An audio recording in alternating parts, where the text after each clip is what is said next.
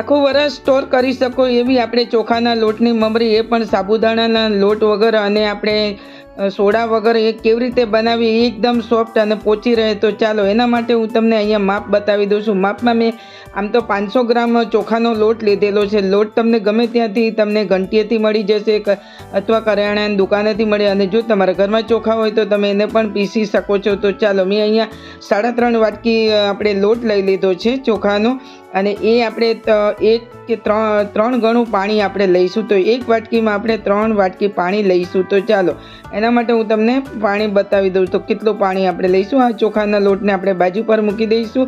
અહીંયા એક મોટી તપેલી લઈ લીધી છે, જેની અંદર આપણે પાણી ગરમ કરવાનું છે, આંધણ મૂકવાનું છે.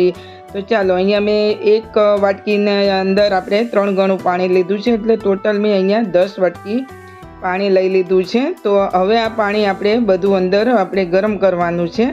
તો અહીંયા પાણી આપણે જોઈ શકો છો. અહીંયા 3.5 વાટકી લોટ હતો, એટલે મેં 10 વાટકી જેટલું પાણી લઈ લીધું છે. તો ચાલો હવે એમાં આપણે સ્વાદ અનુસાર મીઠું ઉમેરીશું. જો તમારે આ સમયે સોડા ઉમેરવા હોય તો તમે સોડા ઉમેરી શકો છો.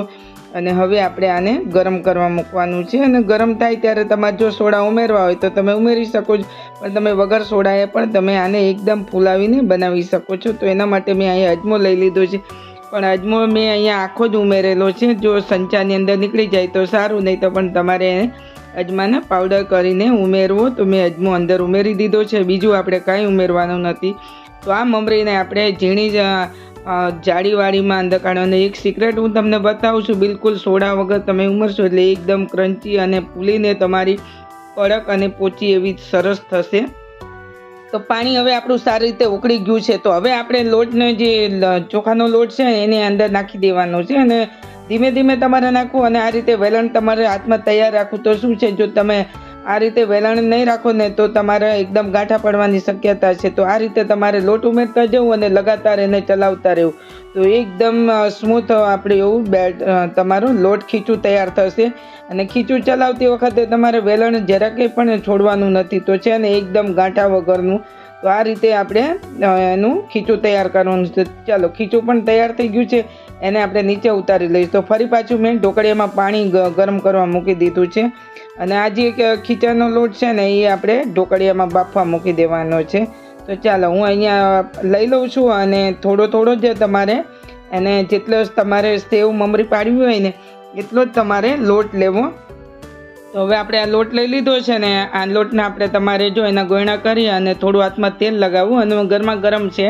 હવે આને આપણે બીજું એક તમારે વાટકી છે કે કોઈ લોટો છે એવું લઈ અને એના આ રીતે તમારે ને, જો કોઈ ગાંઠા હોય તો તમારે એને, પણ બિલકુલ આપણે ગાંઠા વગરનું અને એકદમ સ્મૂથ એવું ખીચું તૈયાર થયું છે. તો હવે આ ખીચાને આપણે જ્યારે બાફીશું ફરી પાછું, તો જ તમારી સેવ એકદમ તૂટશે નહીં, અને આખું વરસ તમે રાખશો ને તો એવી ને એવી આ સેવ રહેશે. ખોરી પણ નહીં પડે, અને ખાવામાં પણ એકદમ, અને બિલકુલ આ સોડા વગર, અને એ પણ આપણે સાબુદાણાના ઉપયોગ વગર, તો પણ એકદમ સરસ એવી આ સેવ તૈયાર થાય છે. તો આ રીતે થોડા થોડા જ્યારે તમે આને બાફશો ને, એકદમ જ આપણે જે લીંબુ ઉમેરેલું છે ને, તો એકદમ લોટ છૂટો છૂટો જેવો તૈયાર થશે.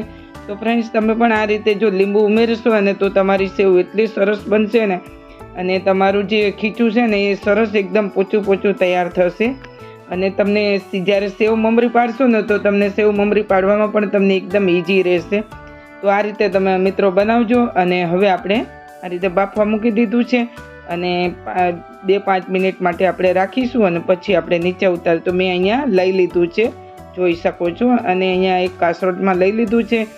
ફરી એ જ વાસણમાં ફરી પાછું આપણે આ રીતે તમે તપેલી કે કોઈ વાટકો કે લોટો હોય ને તો તમારે આ રીતે એને સ્મૂથ કરી લેવું. અને આને ગરમા ગરમમાં જ તમારે એને તૈયાર કરવું, ને જ્યારે ઠંડુ પડશે ને તો એકદમ તમારું કઠણ થઈ જશે અને હાર્ડ થઈ જશે. એટલે શું છે કે તમે જ્યારે સંચામાં સેવ કે મમરી પાડશો ને તો એ તમારે મમરી એકદમ પડશે નહીં. તો આ રીતે ખીચું તૈયાર કરવું. તો જોઈ શકો છો ગરમા ગરમ છે ને, એકદમ તમારે હાથ નહીં નાખવો, થોડું ઠંડુ થવા દેવાનું, અને બહુ ઠંડુ નહીં થવા દે, નહીં તો શું છે તમે જ્યારે મમરી પાડશો ને તો એકદમ ચીકસશે. અને હવે આપણે સંચો અહીંયા લઈ લીધો છે, અને એકદમ આપણે ઝીણી જારી લીધી છે, બહુ મોટી નથી લીધી, જાડી જોઈ શકો છો મેં એકદમ ઝીણી લીધી છે.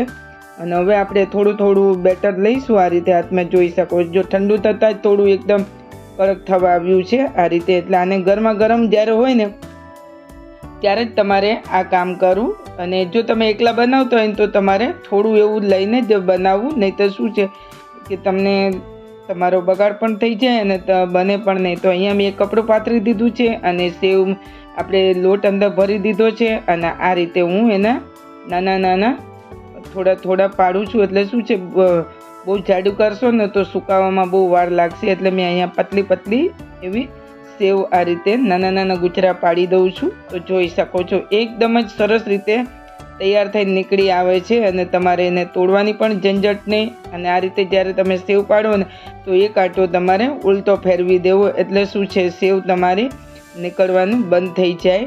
આ રીતે જોઈ શકો છો. તો હવે આપણે આ રીતે બધી જ સેવને બનાવી લેવાની છે. તો અહીંયા મેં બધી જ બનાવી લીધી છે.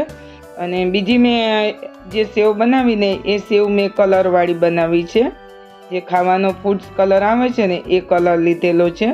અને હવે આપણે આ રીતે આવી રીતે આપણે બધી જ સેવને પાડી લેવાની છે અને આખું વરસ તમે આને સ્ટોર કરી શકો છો. આ બગડતી નથી, ખોરી નથી પડતી. તો ચાલો હું તમને હવે એક ગ્રીન કલરની સેવ બતાવી દઉં. તો મેં અહીંયા ખીચું લીધું હતું, એની અંદર ગ્રીન કલર ઉમેરી અને એને પણ આ રીતે હું પાડી લઉં છું. સેમ જે આપણે પ્લેન પાડી એ રીતે જ આને પાડવાની છે. તો છે ને, અને આ ગ્રીન સેવ જો તમે બાળકોને આપો ને તો બાળકોને ખૂબ સરસ લાગતી હોય છે અને દેખાવમાં પણ ખૂબ સરસ લાગે છે.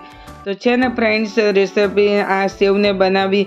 તો ફ્રેન્ડ્સ, જો તમને મારી રેસિપીઓ ગમતી હોય ને હજુ સુધી જો તમે મારી ચેનલને સબસ્ક્રાઈબ નથી કર્યું ફ્રેન્ડ, તો તમે સબસ્ક્રાઈબ કરી લેજો. તો શું છે કે મારી નવી આવનાર રેસિપીનું તમને નોટિફિકેશન મળતું રહે. તો સેવ પણ હવે આપણી સરસ એવી સુકાઈ ગઈ છે, જોઈ શકો છો સરસ એવી. અને આને સુકાતા બહુ વાર નથી લાગતી, ફક્ત 4-5 કલાકની અંદર જ સુકાઈ જાય છે. તો છે ને ફ્રેન્ડ્સ, તો ચાલો હું તમને તળીને બતાવું છું. તો અહીંયા મેં તેલ ગરમ કરવા મૂકી દીધું હતું અને હવે મેં અંદર સેવના 2 ગુચરા અંદર ઉમેરી દીધા છે અને તમે જોઈ શકો છો એકદમ ફૂલીને ડબલ તૈયાર થઈ જાય છે. તો છે ને ફ્રેન્ડ્સ, આને સેવ મમરીને બનાવવી ખૂબ જ ઇઝી. તો બનાવજો ફ્રેન્ડ્સ અને એન્જોય કરજો.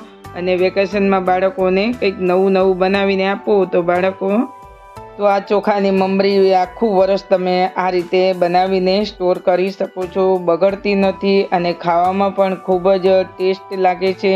અને આને તમારે બનાવીને 2-3 દિવસ સારો એવો તડકો આપીને પછી તમે એને સ્ટોર કરી શકો છો. તો બનાવજો મિત્રો. ફરી મળીશું